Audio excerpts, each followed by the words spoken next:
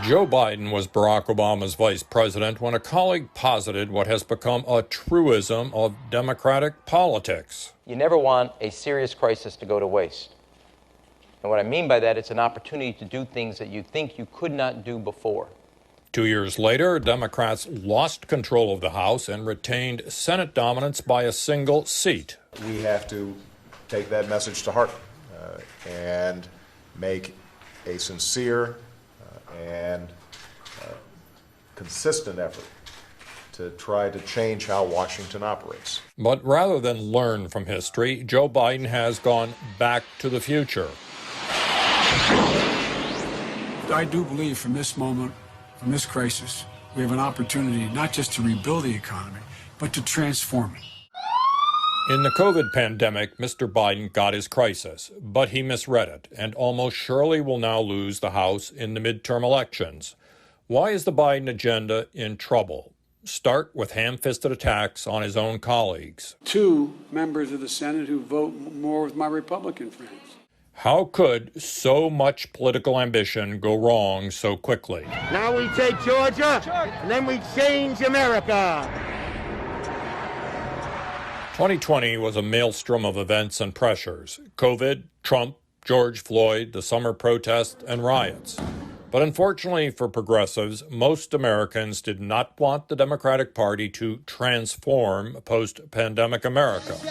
Now, according to a recent Fox News poll, almost half of voters call socialism a threat to stability in the United States. Ask yourself, do I look like a radical socialist? Prior to taking office, Joe Biden had a reputation for moderation. Not anymore. On May 28th, Mr. Biden released his self-defining $6 trillion budget. Just 2 weeks later, negotiations with Republicans have collapsed, not least over the failed infrastructure bill. The old nickname for Joe Biden is Middle-Class Joe. This is something he would normally be for. And this is something that the middle class of America would say, yeah, this makes sense to us. Driven by the progressive wing of his party, Biden went big, shifting left on spending, the economy, and society. If implemented, will make Biden the most progressive president since FDR. But it looks to me like Mr. Biden and his progressive allies have misread the moment. After the hell that was 2020, most Americans went into the new year looking for post-pandemic stability. Instead, they got a Democratic fiscal extravaganza such as $1,400 stimulus checks, even to people who already had a job. You know, I'll be frank, I think a lot of us expected a much more conservative administration. Joe Biden keeps calling this the worst economic crisis since the Depression. But it wasn't. It was a man-made, government-ordered economic shutdown. Everyone knew that. Instead of embracing Biden's revolution, people are rediscovering traditional concerns, such as the debt burden on their children's future. I don't conceivably see how we're ever going to pay it back. So too with inflation. This is a kitchen table issue going inflation.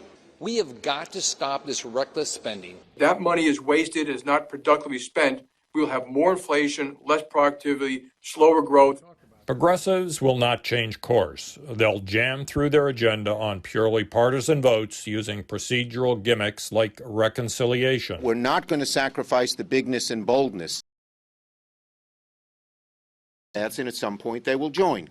Joe Biden was right the first time. Voters did want normalcy, and despite efforts to change the rules, as with H.R. 1, some Democrats still think the old rules matter. I think it's a wrong piece of legislation to bring our country together and unite our country, and I'm not supporting that because I think it would divide us further.